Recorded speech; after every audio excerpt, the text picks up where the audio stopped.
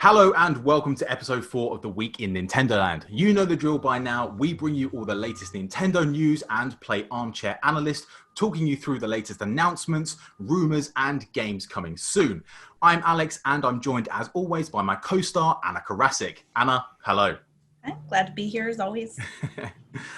That's great to have you here. And now viewers might notice that one of our other co-hosts, Nathan Ellingsworth, is missing this week. That's because he's off ill. He's got a tooth infection and wasn't really up to coming on the show. Now, I actually think that's because we've been failing miserably at all the quizzes he's been kind of building. And he just didn't want to kind of come on the show anymore. But hopefully he'll be back next week. But never mind, because we've got two great guests lined up to fill that Nathan-sized hole. First up, we've got someone you might recognize from the bonus episode of the Week in Nintendo Land this week. It's Mr. Ethan Hunt. Ethan, welcome. Thanks for having me, guys. Good to be here. Great to have you on the show. And finally, we have Switch Team member and deputy editor of Ninty Fresh magazine. It's Shaun Hughes. Shaun, hello. Nice to see you all. Thank you very much for having me. So, Shaun, you're here to talk about Ninty Fresh, which has just launched its Kickstarter for issue 2. Kind of tell us a little bit more about issue 2. What can we expect from the magazine? Yeah, so we've featured it this time around F-Zero, which is obviously a massive franchise that we wanted to pay homage to. It's filled with all the stuff that you can usually expect from us, all the reviews. We've got some retrospectives. Chris Scullion's done another one for us, featured around an F-Zero piece again. We've got GoldenEye, Pokemon Yellow. So we've been really working hard to put the content together. We've taken on board a lot of the feedback from the first issue, which we're all very grateful for, and really hoping to make this one a success again. I've been seeing like snippets here and there on the Slack channel, and I cannot wait to like have it in my hands. It's going to be so good. So we're going to be talking about Ninty Fresh a lot more later in the show, but we've got a lot to go over beforehand. We've got the gameplay reveal of Hyrule Warriors Age of Calamity at the Tokyo Game Show and the Animal Crossing Halloween update. But just in case you missed any of that, here's a quick recap to get you up to speed. At the Tokyo Game Show, we got a closer look at two massive games coming to Nintendo Switch: Hyrule Warriors Age of Calamity and Monster Hunter Rise, with developers Koei Tecmo and Capcom showing off brand new gameplay and trailers. After almost 10 years and 76 million units sold, Nintendo has finally pulled the plug on the 3DS and discontinued it. And with Halloween fast approaching, a free update for Animal Crossing New Horizons is coming this week to bring the spooky holiday to your island, complete with costumes, pumpkin growing, and the return of Jack. So the Tokyo Game Show kicked off last week with plenty of new looks at Nintendo titles, including Hyrule Warriors Age of Calamity and Monster Hunter Rise, that was previously announced in the Partner Direct. So for Hyrule Warriors Age of Calamity, there was a brand new story trailer and over 10 minutes of gameplay that was revealed, where we learned a lot more about the game. Now, I didn't think it was possible to be any more hyped for this game, but the gameplay just kind of blew me away. What did everyone else think? I think the gameplay for me, I mean, I don't want to be a Debbie Downer personally, but I think for the gameplay, I'm gonna say I really enjoyed Hyrule Warriors, but the Musou gameplay is not really for me. So I can't wait to play this game. I think it's gonna be really fun to just slay through hundreds and hundreds of moblins and bokoblins or whatever they're called. I don't think moblins are in Breath of the Wild, are they? I think it's purely bokoblins, but not that it matters, but just smashing through waves and waves of them. I want to play as Rivali. I think he's the one that I'm going to have the most fun with. I did like playing as Darunia in Hyrule Warriors, so I think Daruk's going to be that similar sort of style, isn't he? Obviously being a Goron.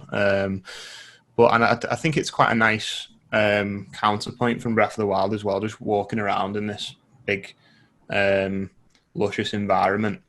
With enemies here and there scattered about the massive map, to then go to level based smashing your way through hundreds and hundreds of enemies is quite interesting. But yeah, for me, the gameplay is not the draw; it's the story itself, which obviously Nintendo have got a big hand in.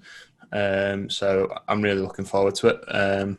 yeah, the gameplay. I mean, there's a couple of worries for me with the gameplay with regard to slowdown and things like that. I think especially when you do like your special attacks and stuff in like handheld mode and that. I think I'm interested to see what the performance is like on that. But yeah, I do think it's going to be great fun to play. But it's not gameplay wise. It's not going to be the best of 2020 for me. I can't see it being. But story wise, it's going to lead brilliantly into next year for Breath of the Wild 2. Certainly scratches an itch that a lot of us have had from hearing about this war, but not, it's just we're getting like whispers, legends, and now I get to see it and play it, no matter if it's a hack and slash. So for sure. Shaun, what do you think about the gameplay and everything? Yeah, I think Ethan summed it up for me. I've not played Hyrule Warriors purely for the fact that it doesn't appeal to me, that hack and slash element, but you put any hint of Breath of the Wild in there, I'm there for it 100%. A day one purchase without a doubt. Sorry. It wouldn't be a day one purchase, I think, without that story element. If it was just another Dynasty Warriors with a Hyrule skin on it, everyone would be like, another fan fiction, fantasy kind of thing. Yeah. Interestingly as well, I actually thought the story in Hyrule Warriors, because it's a bit of a weird story in Hyrule Warriors, it was all, I mean, to be honest, I can't even remember what happened. I just remember Link with a scarf and then some big fight at the end or something.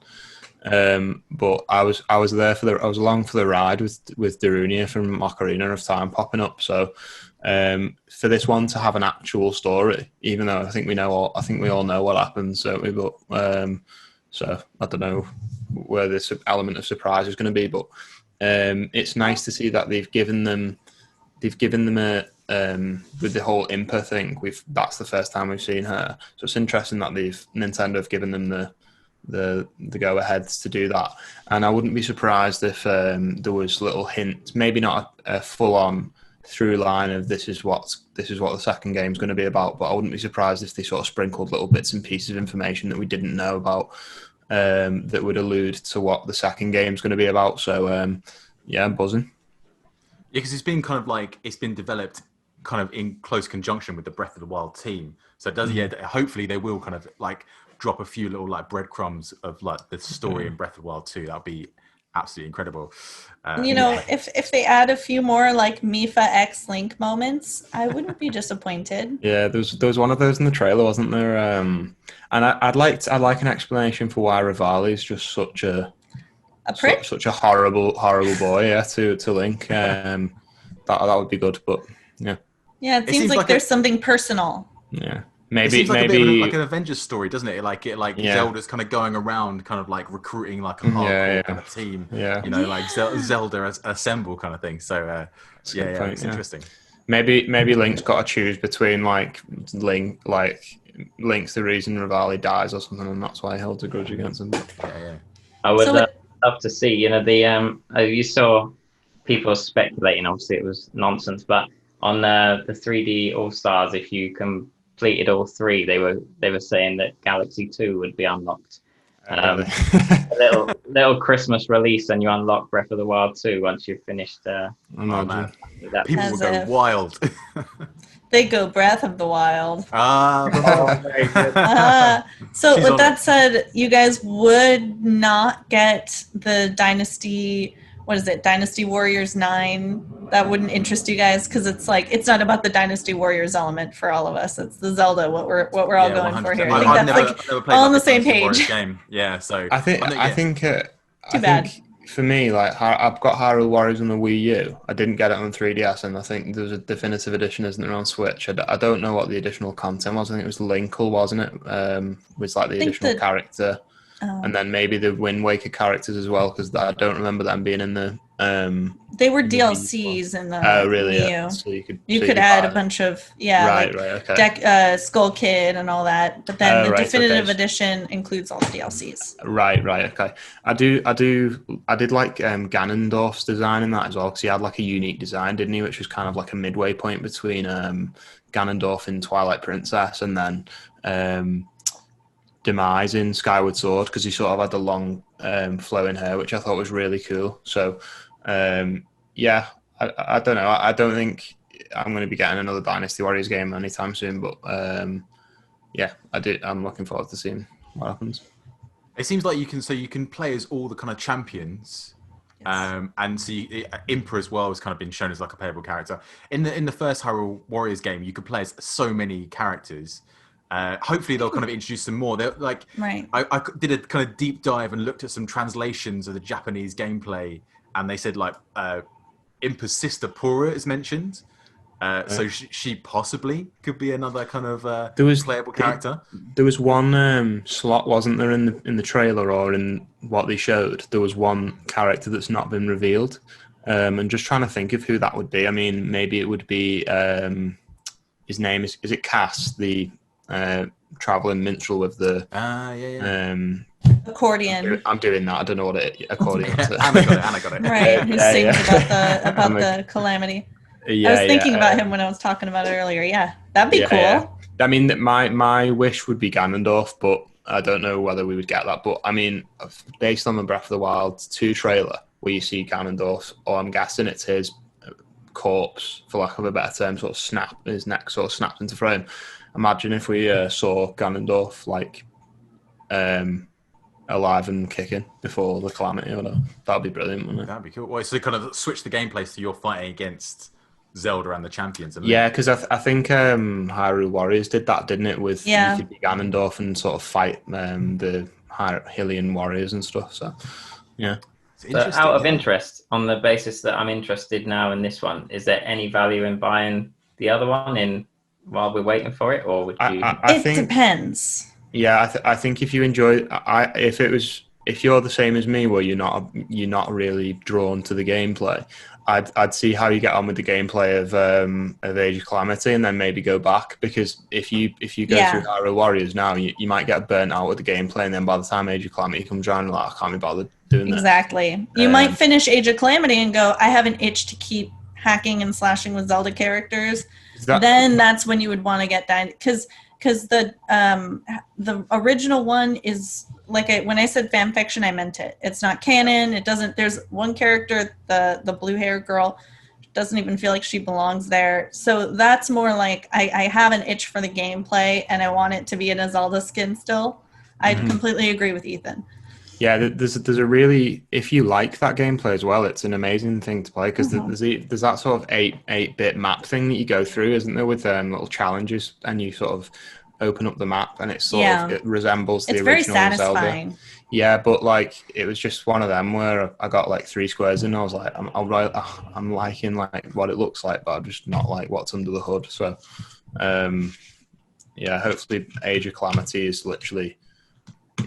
You've got to play it, haven't you? If you're a Breath of the Wild fan, and I think the vast majority of people who own a Switch are. So I can't see that game selling poorly. Like, so we're all going to play it for the story, not really the kind of gameplay elements. The good news is the gameplay is not like hard to wrap your head around. You're just like, it is fun. It's definitely fun. It's just something for me. It feels a bit repetitive. So there's a lot of content usually in the Musou games.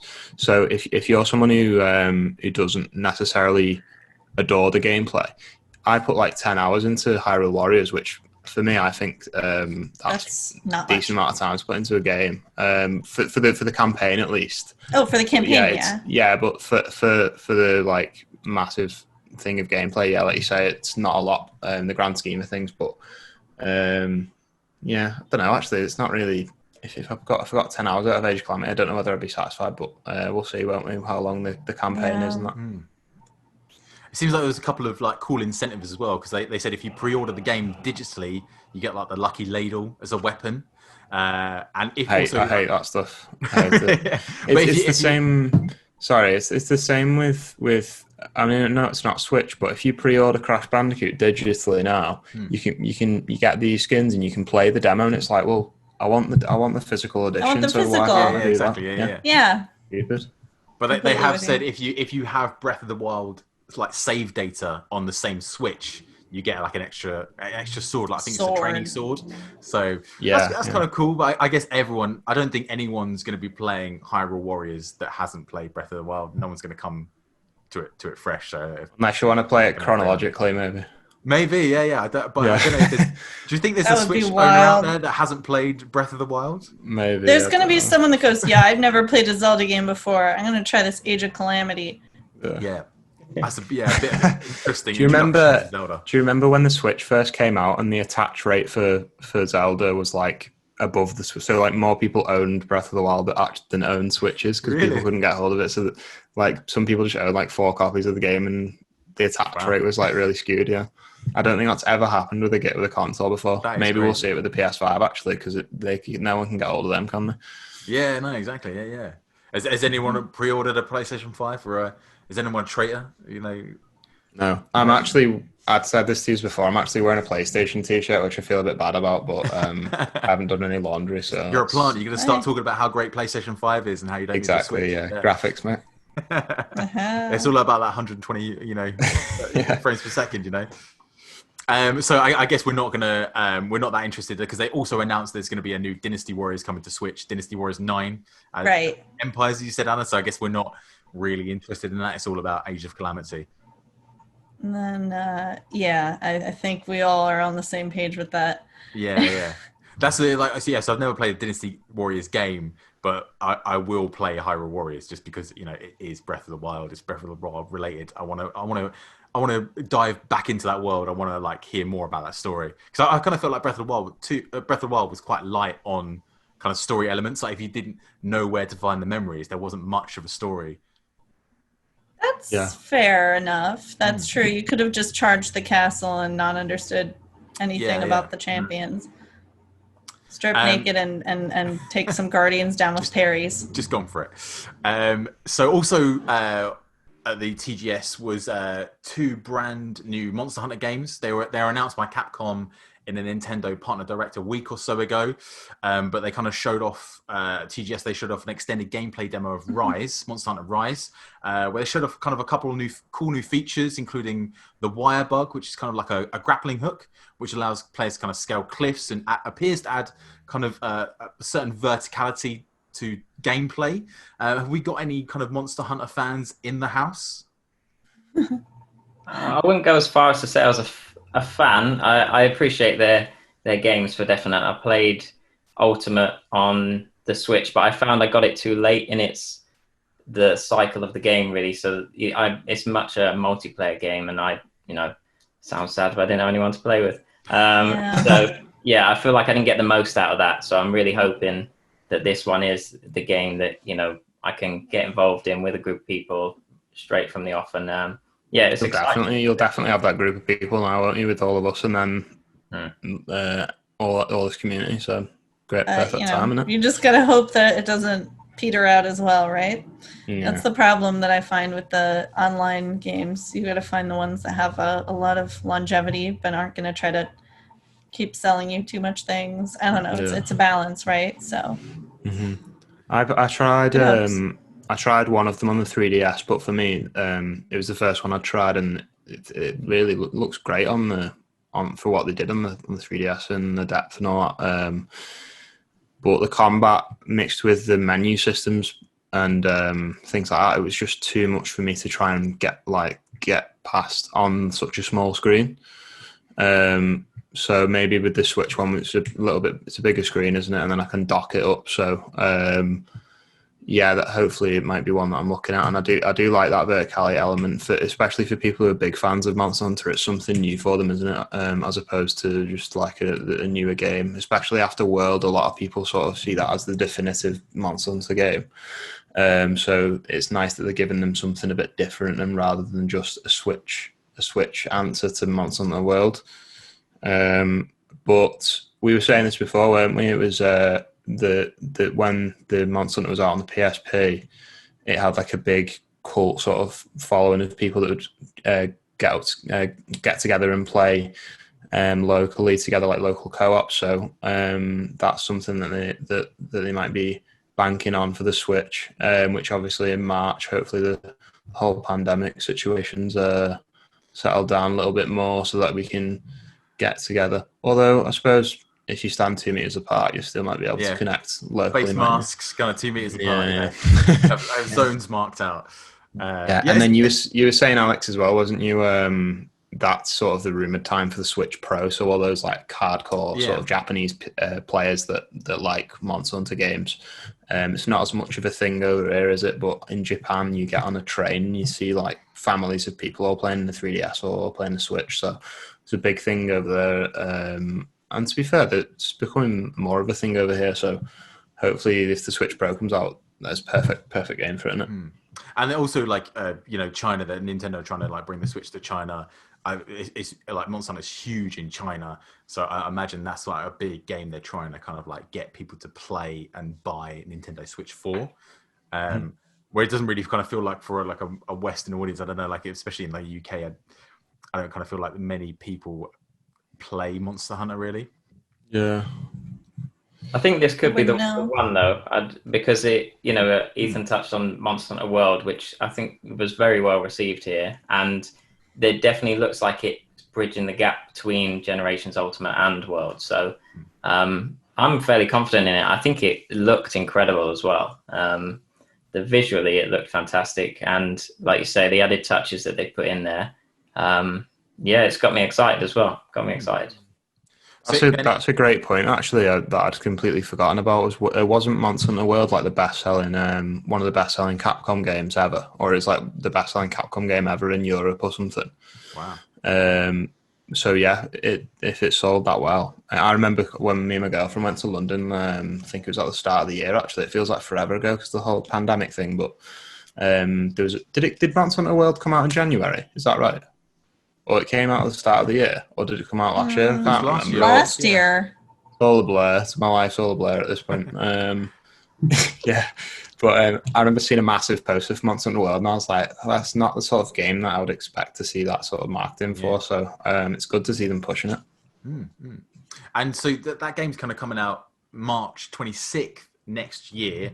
And I think we've talked about this on every single episode of the show, but coincidentally, that might be when the kind of Switch Pro, the Switch Advance, whatever it's going to be called, is rumored to be released around then. So I guess this game, because they've kind of talked about how it's, a seamless open world, no loading times, which if you're kind of talking about Nintendo Switch, that's kind of weird because, we've seen with games like the Outer Worlds and like The Witcher 3, there's a lot of kind of concessions that developers need to make to kind of get that game onto Switch. So maybe this Monster Hunter Rise could take advantage of this new hardware, this new Switch Pro, and that's why it can kind of run seamlessly, maybe. Interesting. But then are you suggesting it might be exclusive to the newer Switch? Maybe. I don't know if it's kind of, because I think they're kind of talking about the Switch Pro might not be a new kind of handheld thing. It might be like a dock that kind of like upscales things. And kind of boosts like massive fans on the back. Power. Yeah, exactly. Yeah. Maybe it could be that you can play Monster Hunter Rise on your normal your standard Switch, but if you want the true experience, you have to buy the Switch Pro. It could even be things like less popping and like higher quality textures and stuff, isn't it? There's more of a grey area in this new next generation. I feel like, especially with like the Xbox One S and the X. There's more of a sort of PC attitude towards it, isn't there? Which it could be. I don't know what that means for developers, because if you're developing a game for a next gen console, you're not going to be able to say, "Oh, well, I've got this top tier hardware." You've also got to make concessions for the other hardware to make sure the game's playable on every system. But I can't see the Switch doing that new Nintendo 3DS thing that they did with like Xenoblade Chronicles and. We know it had like the black box and it was only for new Nintendo 3DS. I don't think there was more than even 5 games that did that. But yeah, I don't know. I don't know whether they would do that. I think it would just be things like load times and like texture increases and stuff like that. It'd definitely be like sales suicide to do that, make it exclusive. Yeah. It seems like the rumor was that Nintendo were telling devs to get ready for 4K upscaling, wasn't it? So that would be brilliant. This the new Monster Hunter is, I believe, on the RE engine. There's a few sites reporting it. So right.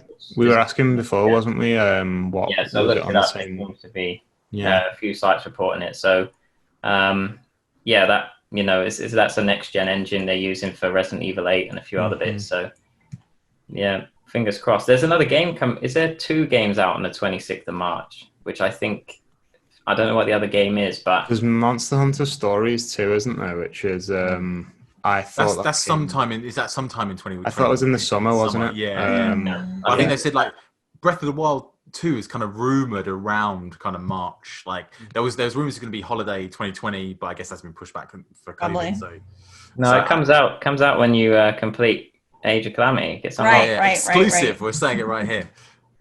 Actually, it comes out 100 years after you. It's in the post-credit scene. Yeah. Even if it was a demo, I'd be happy if they just kind of give you a brief demo. That would just let everyone. Even if it was just a tiny little cutscene of like Ganondorf's little horrible little body. They've got to do that, surely. It's like the game's probably so far in development, they've got to have something they can kind of like tease in Hyrule Warriors, especially if they're working so closely together. Yeah. Hopefully. Anyway, so we're going to kind of move on. We're going to kind of talk about Animal Crossing. They've got a new update. Nintendo dropped a new trailer for the fall Halloween update for the game recently. And soon you'll be able to buy candy from Nook's Cranny, grow pumpkins to use as crafting material for new spooky furniture items. There'll be Halloween decorations, costumes, and a Halloween night celebration with Jack the Tsar of Halloween kind of making an appearance. And all of this is going to be available this Wednesday, September the 30th. So my question to all of you is, when was the last time you played Animal Crossing? And is this enough to kind of tempt you back if you've kind of lapsed? Friday, and no need. Like that's a moot point because I've been back into it since I took a lull, I think in August, and then I picked it back up in September to help me relax and just kind of start the day off on a nice little note and go around and just check the clothing store and manage my storage and get on with my work. And then suddenly this update comes out and I'm here for it 100%, because I like customizables. It's kind of my thing. I like to dress up and stuff, but also I like crap. And Nook's Cranny has continually been selling more and more crap, and I love it. Balloons. We've got, what else? Sparklers. And so now we're going to get candy, I think you mentioned, and things. We're going to be able to grow pumpkins. We're going to get new like face colors and eye colors, and give it to me. I would say shut up and take my bells, but take notes, other games. They're not charging us for this amazing post-game support. We bought the game in March once, and we're getting such amazing, robust post-game support. This isn't like in the game. They keep patching it into the game, unlike other games. If you time travel... Do you think that's because of, like you were about to say, the time travel thing, though? Because in the other games, you can just fast forward in time, right, to get all this stuff. I would say that, but then the sheer amount of content that they put in, I feel like it's situational. Like they're working on it all the time, and it's not something that they all had ready and they're slowly putting out. I feel like, around this time, they're probably thinking about what they're putting out for summer of 2021. Mm-hmm. It's not, I think it's more about the sheer amount of content, and they're trying to put it in slowly and give it robust post-game support. But I think the incidental thing is it thwarts time travelers, because if you want to go skip to winter, Christmas events, holiday events rather, are not going to happen because it hasn't been patched into the game yet. I like that though, because it adds more excitement, doesn't it? Because it's all new to everyone as it comes in. No one can ruin it for everyone else. Although someone gave me a snowflake in the middle of summer once, and I was like, all right. Isn't that because people's seasons become different depending on what part of the world? Maybe. They gave me a snowflake, and I was like, oh, what do I do with this? Yeah, like you say, Anna, like I guess if it was on any other console, it would be like all these updates would be behind like a paywall. So I think that's really cool that you're getting like a new update every kind of. Yeah, I can't help but think about Sword and Shield, and I know that they do things like the megas, whatever I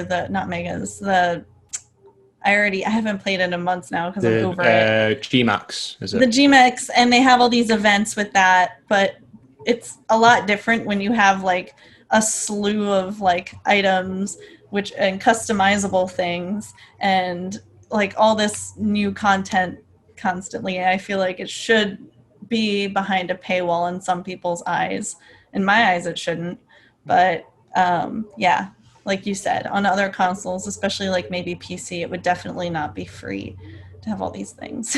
When you think about, I mean, with the success of that game, how much money they could have made off bringing these in, and you know, it could have been a nominal fee, and you're talking crazy money from it. So I do think there is an element personally that some of these events we did get in the other game anyway, just because they're being patched in, they maybe feel a bit bigger than they did in other games because they were already there. But yeah, I'm not complaining at all.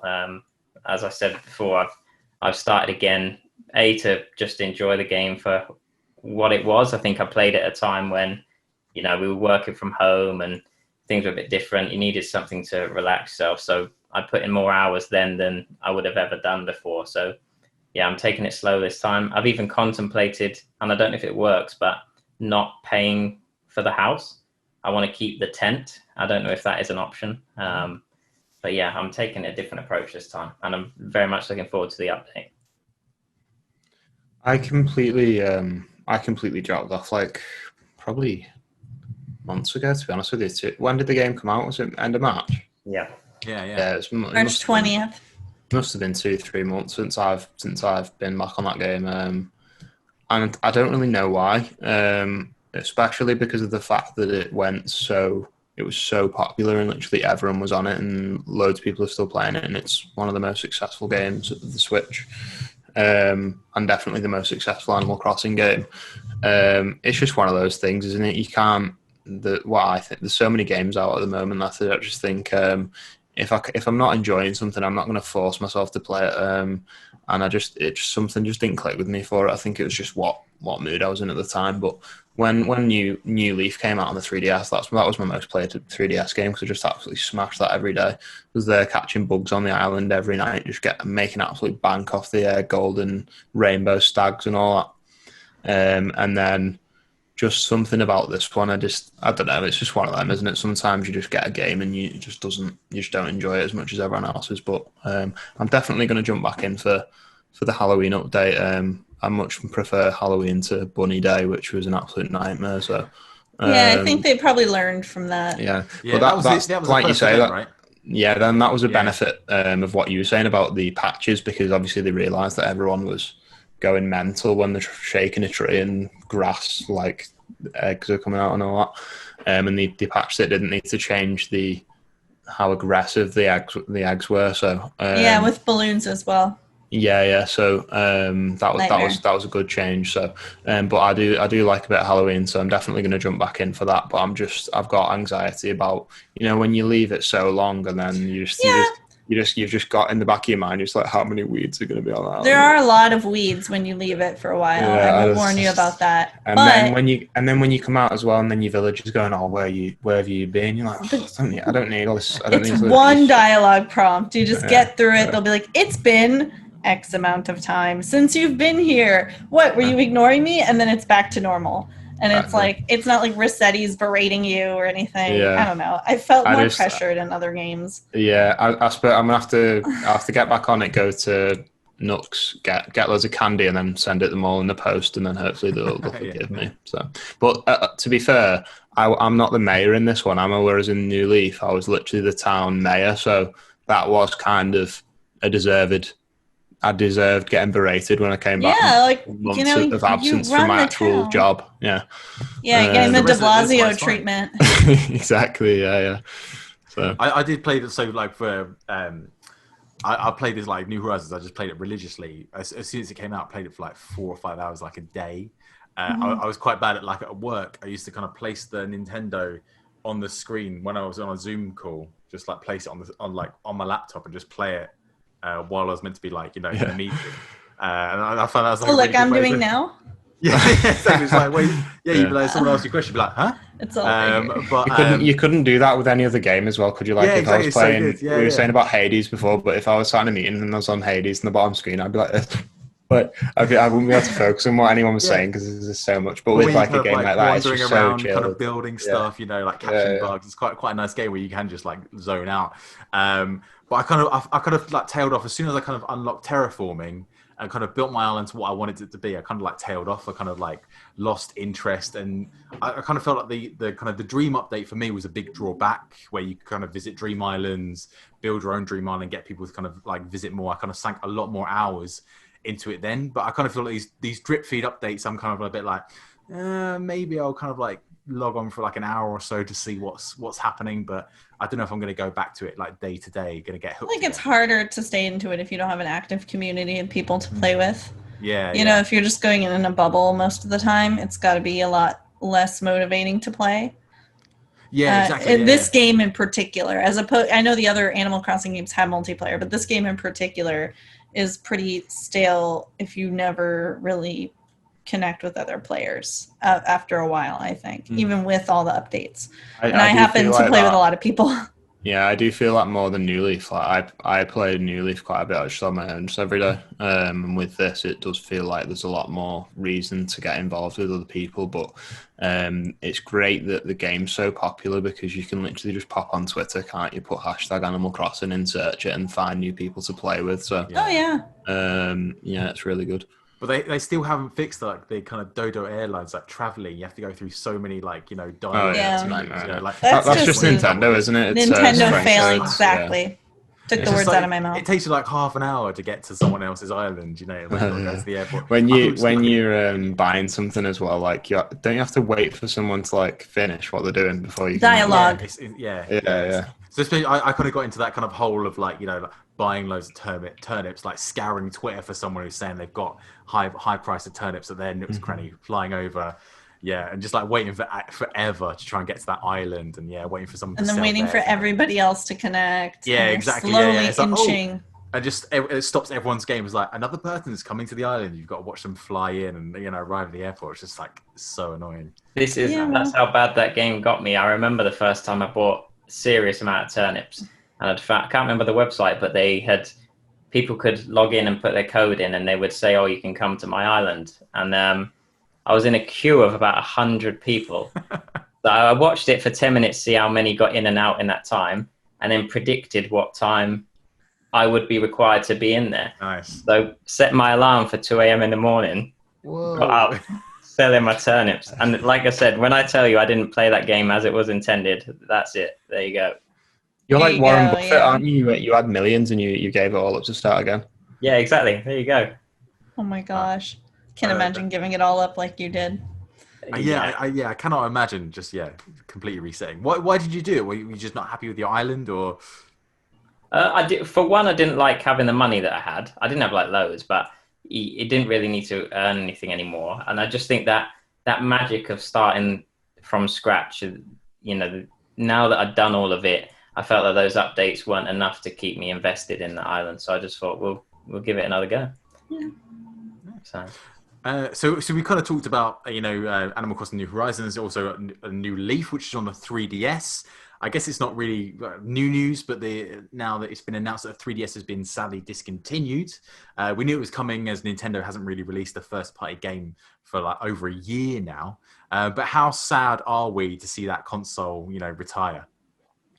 I think I can't say I'm sad, really. I mean, I honestly think, thinking about it now, other than the Switch, which I think I'd have to say it's become my favourite console, if for no other reason than the opportunity of writing for this magazine, which is an amazing opportunity and something that I've had great fun doing over the past few years.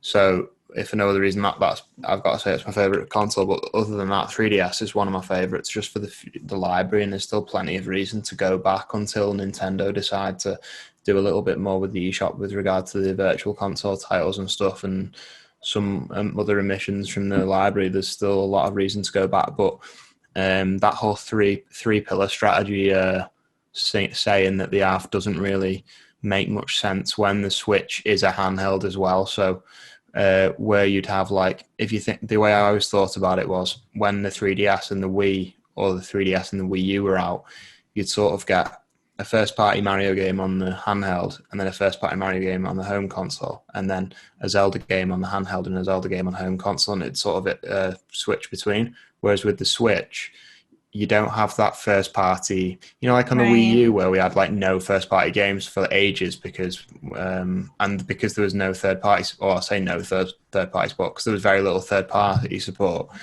It felt like we had no games.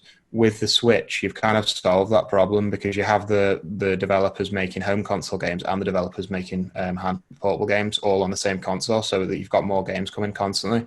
So I don't really think anyone well, I don't know if I'm speaking for you, but I don't really feel specifically sad really about it coming to an end because it's one of them, isn't it? It's just the 3-pillar strategy doesn't really make much sense when the Switch is sold so well as well. And I can't believe it, but it doesn't. It only feels like yesterday. Probably said about 45 times on the podcast, but it feels like the Switch came out yesterday, doesn't it? But it's actually been out for 3 years, so it's not that strange that the 3DS is gone now.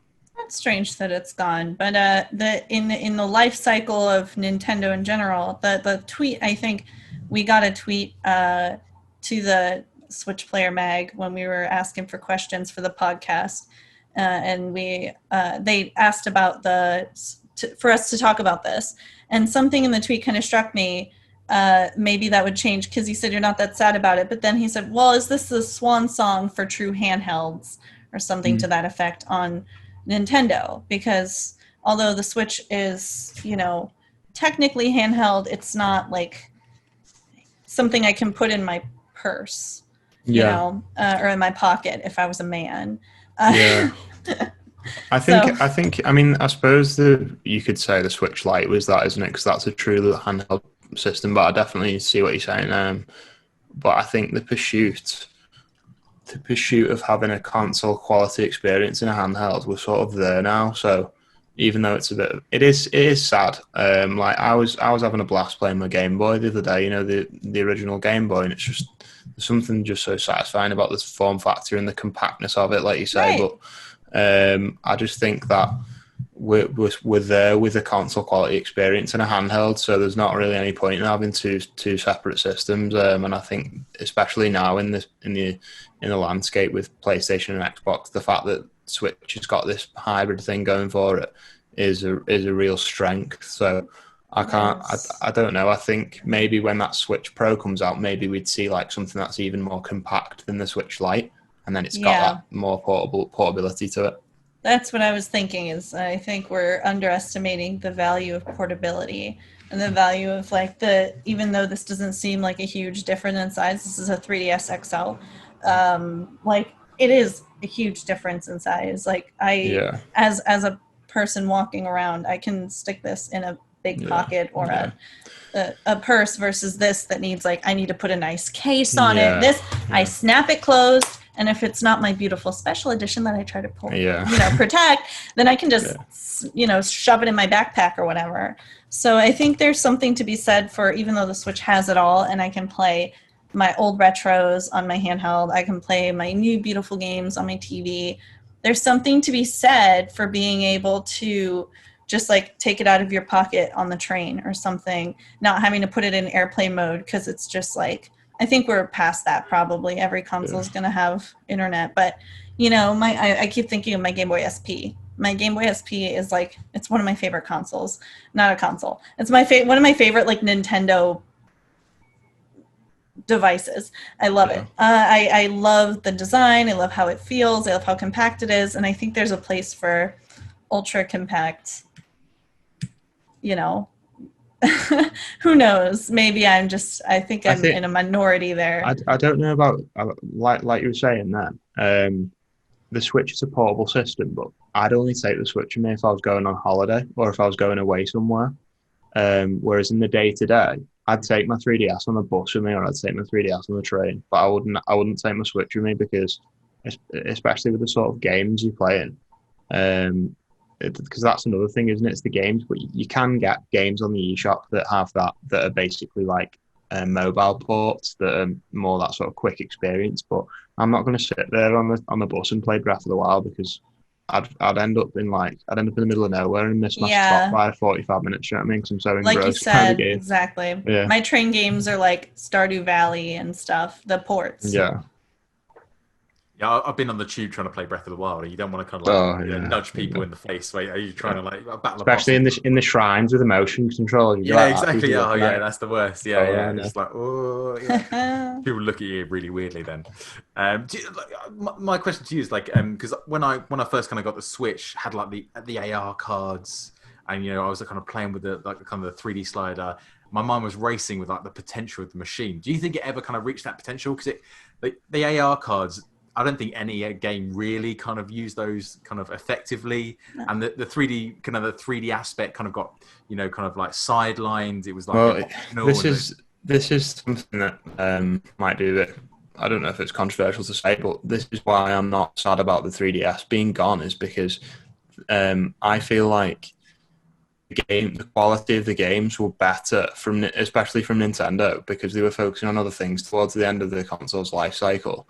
Like if you look at the quality of like Super Mario 3D Land compared to like Hey Pikmin at the end of the life cycle, like Hey Pikmin's not a bad game, but it's painfully mediocre, especially compared to New Super Mario Bros. 2. If you look at a side scroller to compare it to, the textures are muddled. It doesn't look very good. There's no 3D effect at all, and it's just like it is laziness really, because you can look at the 3D effects in 3D Land. That would be the standout on the 3DS for me, because it genuinely uses the hardware to create an experience that you couldn't get anywhere else. So yeah, I think it's a good point that you make with the AR cards and all that. There's more interesting things that you can do with the hardware. One of the things that I really liked was 3D, the ability you could actually film something in 3D and watch a video that you'd recorded in 3D. So I could actually create 3D video, which is still a mental concept. Like if I wanted to record a 3D video now, how much money would I have to spend to get a camera, and then how much would I have to spend to be able to view it? So the fact that they can give you that for like what, 200 quid or however much it was, and then you can literally do those videos. And then like I remember we did ones where I had like threw like a lightsaber and then like played it in reverse, and then it looked like I was using the Force to like get a lightsaber back, and then like do it into the screen and it's all 3D and stuff.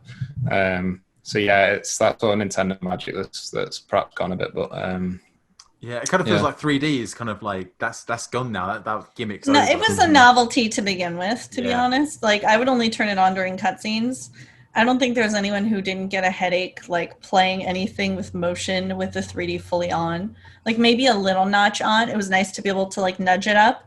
But even with Zelda games, because I had the Majora's Mask and Ocarina, I would only jack that 3D up if it was like a cutscene and I could just sit there like this with it, because I'd have it on the whole time. Oh my gosh, you didn't get any headache or nothing? No, and that's your eyes were going like this? Yeah, I mean, to be fair, my eyes do that anyway, but but like I used to play like Ocarina for like 4-hour stretches with the 3D fully on. And to be fair, my eyes probably won't thank me for it, and I'm the only one here wearing glasses, so perhaps that's why. But maybe that's why. But then if you, like for me the best 3D on the game, like my favorite usage of 3D on the 3DS was Animal Crossing, because it looked great. Animal Crossing was different because it's like, when you're walking up and the world sort of like bends around, it just has that lovely little depth effect, and it's not too offensive, but it's not too thingy. You're not like rotating.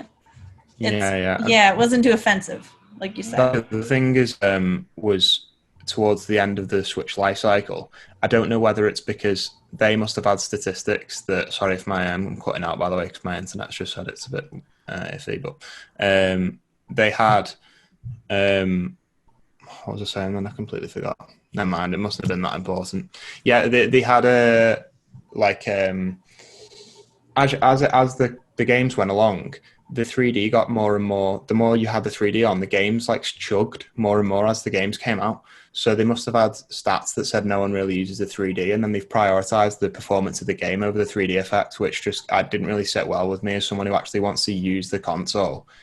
I'm getting punished for putting the 3D up and the game's chugging and the performance is poor, and it's just like, well, I never experienced that. Yeah. I guess the It's writing was in, on the wall when the they one that I would then. use would be the example would be in Pokemon, because in the later Pokemon games, in double battles and stuff like that, Yeah. it's just like, yeah, you can't use 3D, mate, because it's just going to crash the whole game. And then I didn't realize it would crash the game. well, you literally couldn't use 3D. They just turned it off because Oh. the performance is going to be awful. And Gotcha. then you could only use 3D in single battles, and even then, if you were using like Hyper Beam or something, it'd be like 5 frames per 5 minutes. I guess when they brought out the new Nintendo 2DS XL, that was the writing was on the wall that the 3D it's over. They don't care about it. Yeah. That's another thing that I hope they don't do, that I don't miss with handhelds, is the naming conventions. I'm interested to see what this new Switch is going to be called. I'm hoping for Switch Advance, like you said, with the Game Boy Advance thing. That would be so good. That'd be cool. Yeah, I heard like a couple of like rumors that that's going to be the kind of the name for it, because Switch Pro is a bit, I don't know, it's just a bit, not very exciting. So hopefully Switch Advance, could be the one. I don't know. Who knows? I think with the leaking, maybe that is going to be the name of it, but It'll be something Nintendo like does something Switch more Joy Edition or like Switch 0.5 or something like that. It'll just be something stupid, won't it? I hope they one feature that I'd love for 3DS that I hope they kind of bring back for the Switch or the next Switch is like Street Pass, because that was added like a little excitement to my commute. Whenever I went out, it kind of acted like an incentive to kind of take it. What they need to do is they need to have a Street Pass app that you can have on the phone, and it pairs to your Switch, so you could take your phone out and then it just imagine how many Street Pass coins you get, how many jigsaws you complete. Exactly. If you had it on your phone, you get so many coins, and then when you get home, it just instantly pairs to your phone, and then you've got all the benefits of Street Pass, but you've not got to have your Switch on you at all times. A boy can Nintendo, dream. Listen. Yeah, certainly can. Were you much of a 3DSer, Shaun? I was hoping you were going to skip me because I didn't own one. You didn't own one. Period. No, not at all. Never had one. Wow. Oh, How come? sorry to out you. Why did you miss it out? What didn't appeal to you that you thought I'm gonna skip this one? I'm not even sure, and I don't even want to commit to anything because I don't even know if the time scales fit. But I had a PS Vita. I don't know if that is at the same time, and maybe I went for that one. But there wasn't anything particularly like there wasn't like a Breath of the Wild specifically for 3DS, if you know what I'm trying to get at. Yeah. There wasn't like that game that like I need the console for the game kind of thing. That's arguable maybe for some people, like Pokemon fans who maybe want like that's for me. Sorry, Matt, for me it was Ocarina, even though it's a remake. Yeah, like I didn't get the 3DS when it came out because it was like Pilot Wings 3D and then Nintendogs 3D. I was like, this launch lineup. Oh, and there's like Steel Divers 3D or something. I was like, this launch lineup's absolutely woeful. And then, well, unless you like Nintendogs, but fair enough. But yeah, the Ocarina came out like 3 months later, didn't it? And then I got it when that came out, and that was amazing. That was a big seller for it. Yeah. So what's everyone's favorite game from the 3DS? Like you mentioned like Ocarina of Time. That was one for me where I like that was as soon as that kind of came out, I was like, I have to buy the system. Yeah. Mm-hmm. But Mario 3D Land as well. One for me was just like that was a great use of 3D and one of the best Mario games I kind of feel for of all time. It's a good question. Let me look at my 3D games. I'd say my favorite 3DS game. I mean, Ocarina of Time is probably my favorite game other than Breath of the Wild or like Super Mario 64. So that's why I love the 3DS so much, because I can play Super Mario 64 on there with 64DS. I've got Ocarina of Time on there, which is my favorite version of that game. And if you were going to play that game for the first time, I'd perhaps play that one because it's just great, isn't it? Yeah, it's wonderful. It's literally the same thing, but with beautiful textures. It looks marvelous. It really does. Yeah, I'd have to say my favorite game on there is Omega Sapphire, because Pokemon Sapphire is it's Alpha Sapphire. It's Alpha Sapphire and Omega Ruby. I was gonna say Alpha Sapphire, so I'm glad you shouted it out. Yeah, because Sapphire is my favorite Pokemon game, Same. And then this was the first time like it was such a weird feeling. I felt nostalgia. Like when you get that excitement when you play a brand new game, like when you run into a new area or something. I got that, but then I simultaneously got nostalgia at the same time for the GBA game. I don't think I've felt that with any game. I think it rivals Heart Gold and Soul Silver for the best Pokemon remake. Yeah. It's it's a faithful remake, but it's also transforms the game in a great way. Mm-hmm. It's also one of my favorite 3DS games, and I want to give a shout out to Majora's Mask 3D. Yeah, because it's also beautiful, and it's my favorite game of all time. I'm not sure how many times you've said Majora's Mask in this podcast, but it's been a few. Name dropping sponsored, yeah. Have I said it a couple times? That's another thing that sours my experience on the 3DS was Majora's. I remember when Majora's Mask came out, that was around the same time as the new 3DS came out, and they were saying the performance will be better on the new 3DS. So I remember going into it, getting it, and being like, I'm not going to be able to have the 3D on at all times because it's going to chug, isn't it? But when I got it, I had an original 3DS and performed fine. So then that just made me even more annoyed when certain games later down the line chugged really bad because it's just you're not paying attention to the hardware. But then I suppose that's me moaning because they've obviously looked at the data and gone, 80% of people don't use the 3D, so what's the point? Which is fair enough, I suppose. Mm-hmm. See what you're missing out on, Shaun. You should just go online right now and buy one. I was gonna say now's the time to get one, but it's probably not, is it really? No, that's what I mean. The price is skyrocketed. Yeah. If you're gonna get one, I would get a 3DS though, not a 2DS, because the 3DS, you that's part of it, isn't it? It's part of the appeal. Yeah, and the 2DS, don't know if it's the only one I've seen, but it's a weird looking thing that it's weird. And you know, what are you gonna do? Stick it in your bag? Again, I always think about the portability about these, like the SP and the DS. You snap it closed, you stick it in the bag, and that one is 2 screens flat. Like it's like your Switch. You got to take. It's cumbersome, and I'm okay with this being cumbersome because it's a literal console. I don't treat this like a handheld. I treat it like a console because it is. And you should, if you have one of these or your kid has one of these, they should be treating it like the $400 console that it is, or whatever. That's if it's a special edition or whatever. But it's cumbersome because you have this little handheld and now you got to put a nice case on it. Oi. Well, let's move on and talk about Ninty Fresh. Issue 2, which is almost upon us.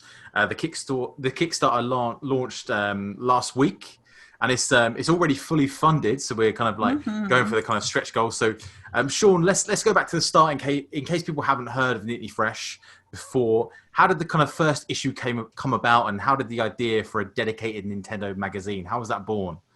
So I think it really came from, obviously, the few of us, all of us included, involved in Switch Player magazine. And, as we talked about with this history of Nintendo and all those experiences, Ethan earlier was sharing his experience about his dog in Nintendogs, and he accidentally deleted it. All that sort of stuff is so much to talk about. And with rumors of a Switch Pro and, next-gen consoles, you start to look at the life cycle and think, actually, there's an opportunity here for something that can stand the test of time because there's so much to talk about. So that's where it came from, really.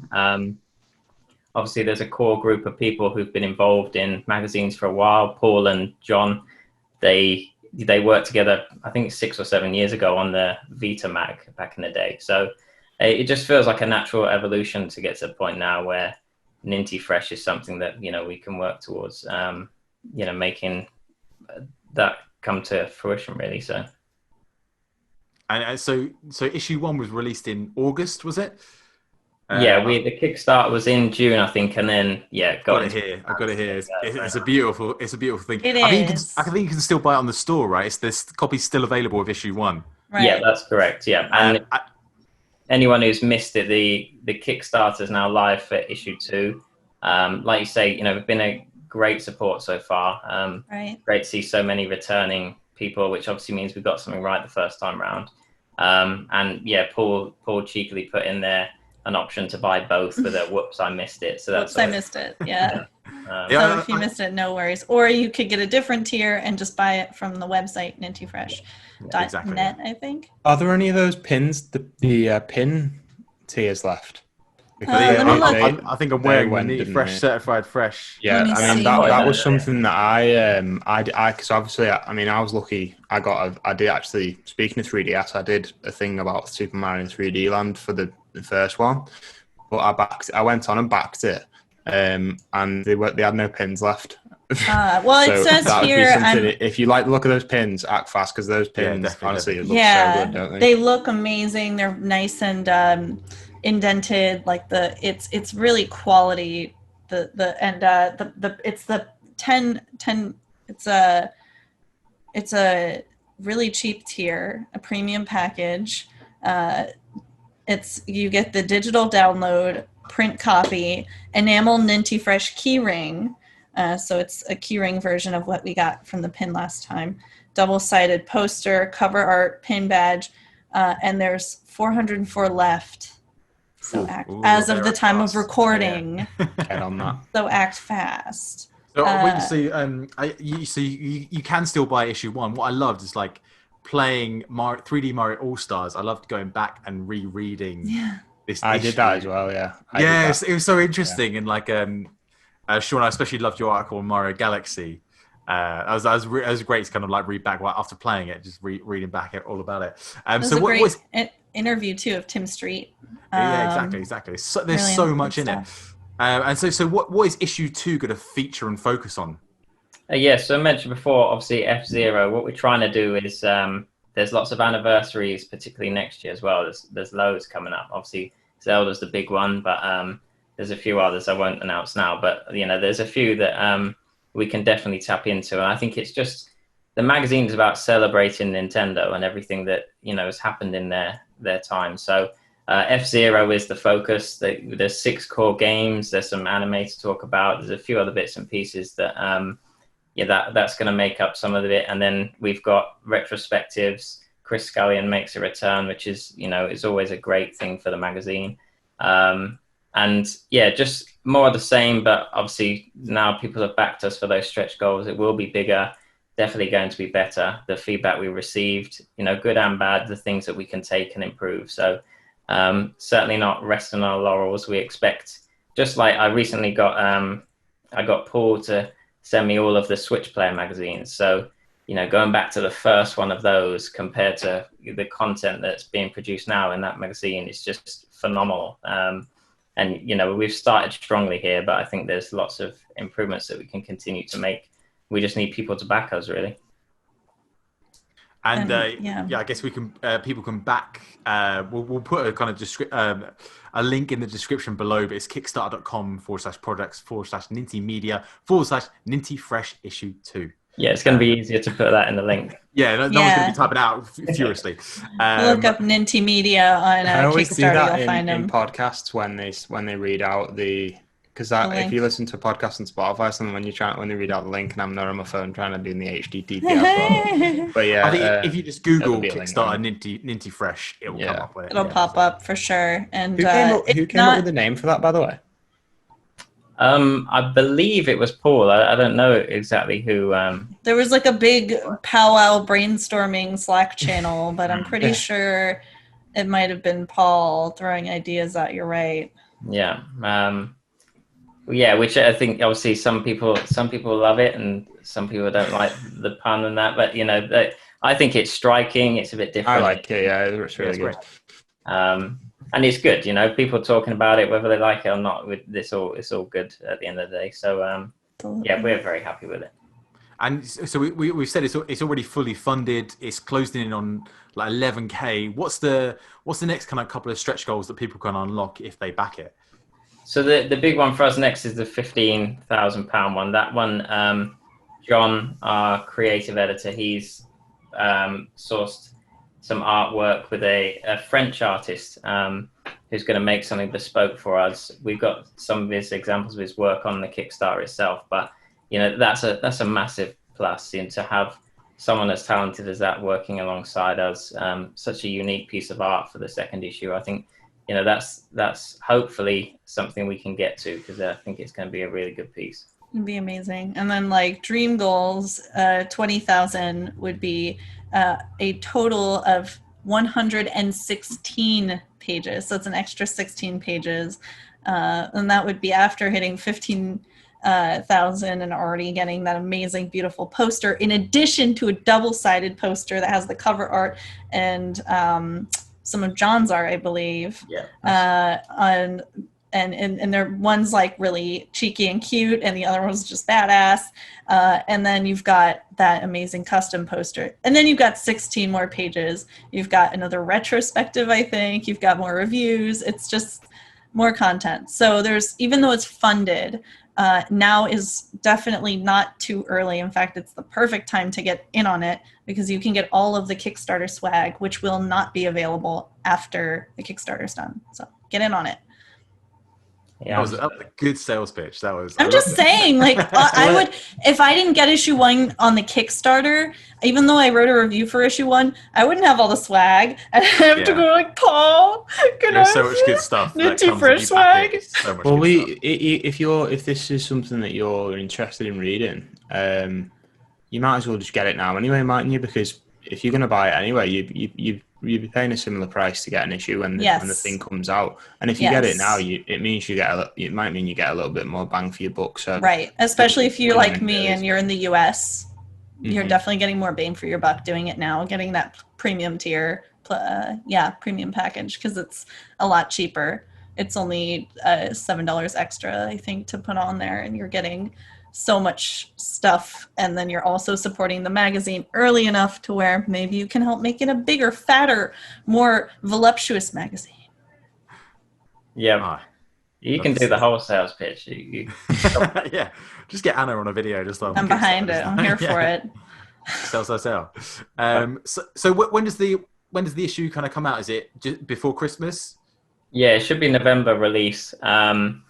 The nature of using Kickstarter, obviously funding it and getting it posted, we've obviously seen in the Slack channel the work that Paul and his family does to get it out to everybody. I'm sure his wife can't be too happy with him, but we'll have to keep her sweet. So the plan is for November. I think the Kickstarter's got about 38 days left, so enough time for us to prep it and make sure it is all ready to go. Well, it was fully funded within an hour, right? It was yes. So it's just like that's incredible. I didn't even expect that. Even especially for issue 2. Issue 1, I got because there was a lot of hype leading up to it, but issue 2, I was pleasantly surprised how waking up in my time zone, waking up to see it was well funded by the time my sun rose.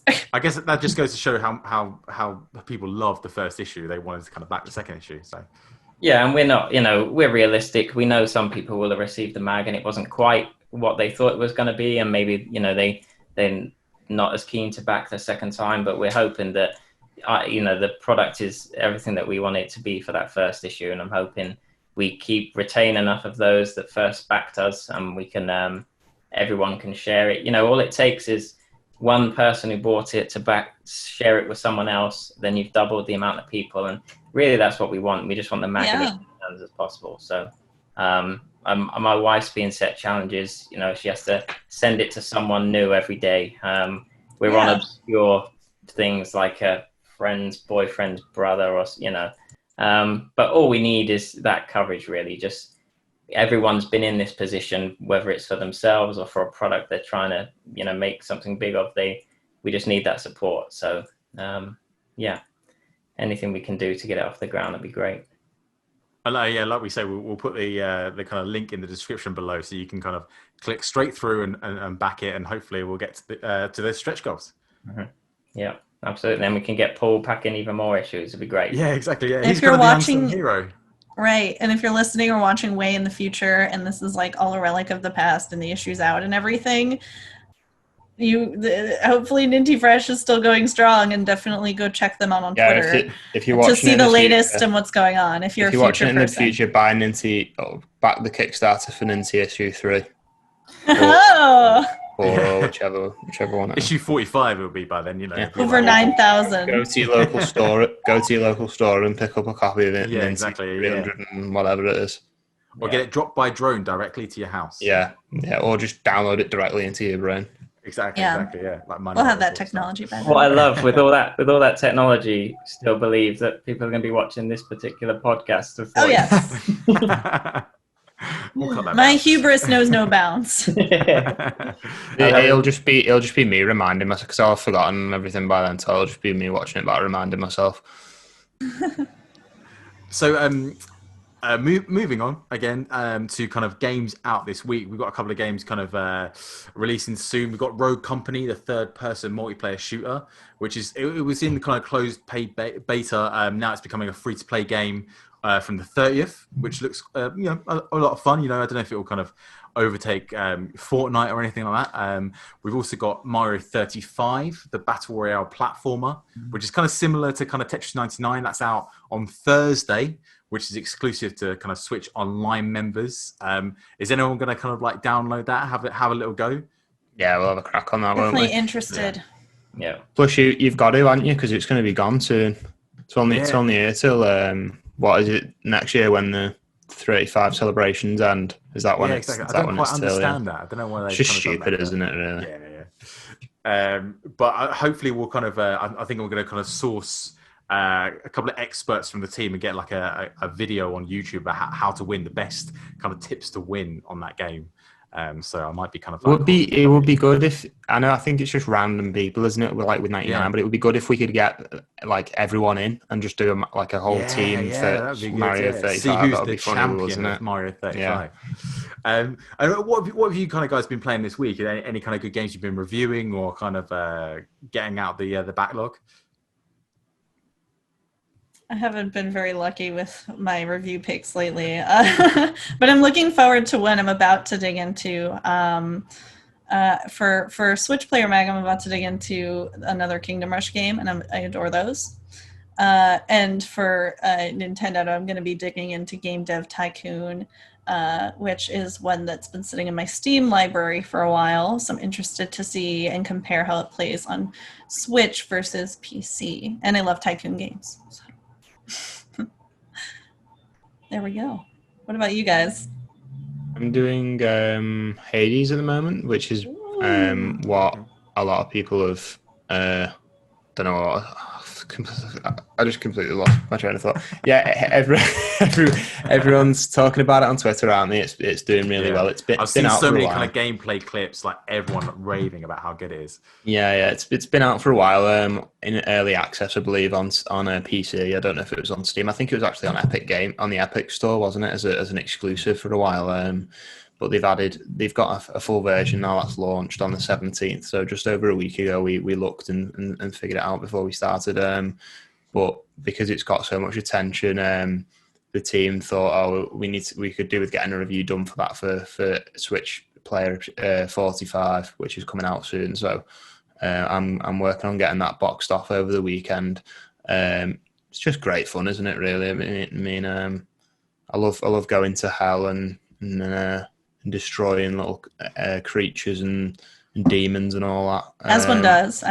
Yeah, exactly. And it's, if anyone who's a fan of the Supergiant previous games like Bastion or Transistor, you know what you're gonna. You know kind of what you're getting with this. It's that same sort of top-down isometric-y running around, fast-paced action, but with story very well integrated. Exactly. Yeah. It's a roguelike this time, but not at the expense of the story. Obviously, the story in Bastion was brilliant, and the Transistor and stuff. But with this roguelike, you can literally it's replay, and there's so many modifiers, there's so many weapons, boons, they're called, which the different gods bestow upon you.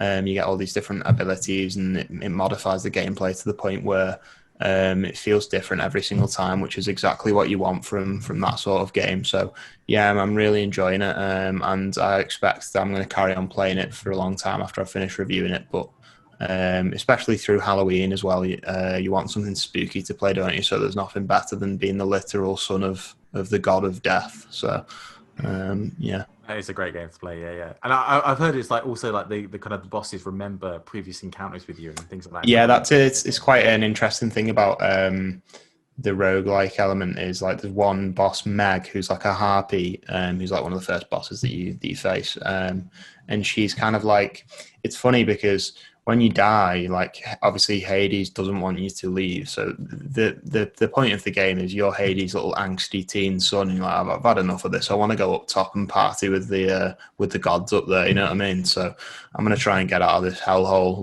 literal hellhole.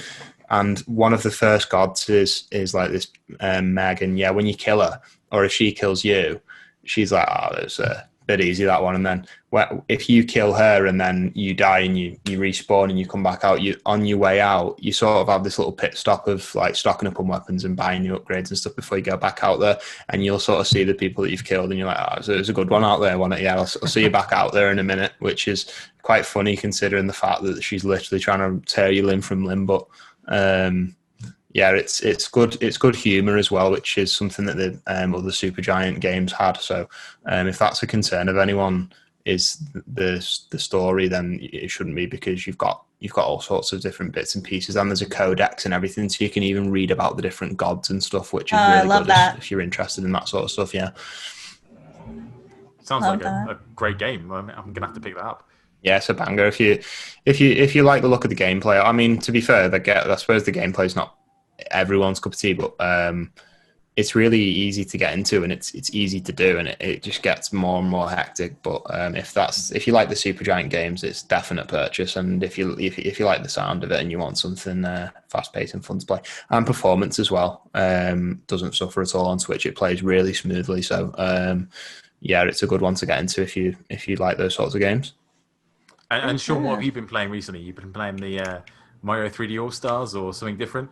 Yeah, I've been playing a bit of that. I started with Sunshine. I was finishing my days with that, which has been quite nice. I've also been played a bit of Hot Shot Racing.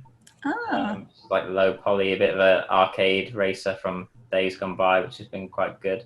And one I did want to shout out, I got in a sale recently, but Ashen. I don't know if anybody's played that. It's a bit like Dark Souls. It's really, really well done. There's a few performance issues, but I just like the world and the visuals are great. So yeah, I've been enjoying that one as well. It's quite good. Did you play Sunshine before? What was the motivation for starting it first? Everyone has a different reason. Yeah, I had planned to play them in order because I thought in chronological order, the games would get better as they went along. But then we are talking about Mario 64 for one, so that doesn't make any sense. So I started with Sunshine because I hadn't played it as much as the others, and it seems to be a bit of a mixed bag as to whether people like it or not. So I thought we'll start. Yeah. I don't want to say start low, but that's sort of what I was doing. Start low, finish high. If everyone disparages it, then at least you can see where they're coming from and move on to the things you're more secure about. Exactly. But I'm going to finish with Galaxy, which I believe you haven't played. So. Yes, that is correct. I haven't played it yet. I will be. I'm saving myself. I'm saving it for special time. I don't know. Sunshine's better than Galaxy, I think personally. I'm just going to drop that bombshell in there as well, just to make it known on this podcast. There's only naysayers of Sunshine. I said it on the bonus episode that Flood walked so that Cappy could run. Ooh. So any down players of Sunshine and reassess that, should replay it and reassess it. I've never played Sunshine, so that was going to be when I bought it. I was like, right, I'm going to go straight into Sunshine, but I heard so many negative things about that game that it kind of put me off. So I just went back. I think it's just a meme, isn't it? Like, I think because Mario, it's literally Mario, so every single Mario game is like an absolute banger. So if there's it's like people say Zelda 2 is the black sheep of Zelda games, but Zelda 2 is actually really fun. It's just because it's difficult and different. It's difficult, and some of the overworld stuff's a bit stupid, but it's still a really good game. It's one of them, isn't it? Because you're in such high, because your company's so good. Right. It definitely has a lot of character, like a lot of character. It's iconic on its own right, and very few Mario games can say that. So it's got that going for it. Even at the end of the day, even if it has a little bit of maybe frustrating controls for some, or others might call it difficult. I don't think it's one to be disparaged. Yeah. I guess it's 64 is a hard act to follow, so. It is. It's not perfect either, though. Yeah. So. And Galaxy, of course. I can't wait to get stuck into that. Like, I'll start with dessert. I'm gonna play 64, Sunshine, then Galaxy. Because I know I'm gonna love Galaxy, so that's gonna be the perfect end to playing All Stars. I wonder when the Mario hype will die down. I wonder how long they can keep it going. Yeah. Well, I don't know. Is 3D Land coming out next year? March, is it? March, yeah. So they're gonna keep the Keep Bowser's Fury, yeah. We'll see how long this hype train. This is the difficult question, guys. Again, it might be a blasphemous thing to ask on a Nintendo podcast, but do I put the 3D All-Stars collection to the side in order to play Crash Bandicoot 4 when that comes out, or do I continue with the 3D All-Stars collection? Because I feel like blasphemous at all. It's a new game, and these are old games. They're not going anywhere. Exactly. I feel like it'd be a nice palate cleanser in between as well. If as to avoid Mario burnout, I'll play a little Crash in between and then go back to it. I wonder which one you prefer. Which one, if you kind of you start to think, oh, actually, it's gotta be Mario, hasn't it? Mario's the better game. I mean, I'm not gonna lie. I prefer Crash Bandicoot to Galaxy. Galaxy's not up into. Galaxy's a better game. It's not really a debate. But in terms of my personal favourite, Crash Bandicoot's up there. Just a personal choice. But overall, you can't really, especially after the Naughty Dog, because after the Naughty Dog trilogy, and then you go on to the Activision games. Like Crash of the Titans and all that. It's the same with Sonic, where the legacy is a bit of a mixed bag. Whereas with Mario, it's pretty much all straight bangers, isn't it? So, yeah. So that's why you're wearing a PlayStation shirt. Yeah, exactly. Yeah. This is his last time on this podcast. This is what's frustrating. This is what's frustrating is that they've purposely released, because we got Crash Bandicoot Insane Trilogy, didn't we? About a year after it came out on the PS4, and now they've not said anything about a Switch version, although it's probably coming, isn't it? Let's be honest. But it's what they're going to do is, because they know that a lot of people who own the PS4 and the Xbox also own a Switch, because it's not really a competitor system. It's like a third console that you have, isn't it? But there's no Switch version, there's no PC version, so I'm going to have to play it on the PS4, and then when it comes out on the Switch, I'm going to have to buy it again, which is obviously what they want me to do. So well done, Activision. That's what I've done with Tony Hawk. I bought it on Xbox, but I'm definitely going to buy it on Switch. Yeah, makes me sick. Get some motion controls on the go there with the Ring Fit controller to do ollies and stuff. Exactly, yeah, on the tube. We could even make a Labo skateboard. What do you reckon, Tony Hawk's Ride? Do you remember that on the Wii? I remember that. Yeah. It crashed and burned. Wow, what a throwback. Right, well, I guess that kind of wraps up another week in Nintendo Land. Ethan, Shaun, Anna, thank you so much for coming on the show. Shaun, any departing words for our audience on why they need to back Ninty Fresh issue 2?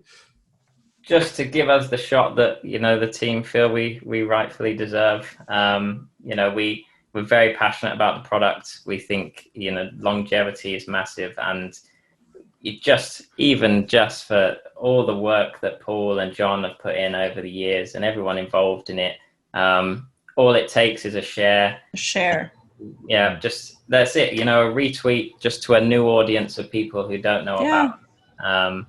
It's all it takes. So yeah, please just give some people older, particularly Paul. He's a little bit older than some of us, and this is for him. It's his chance to have exactly what he's longed for a very long time. And I think anything we can do to get it out there will be fantastic.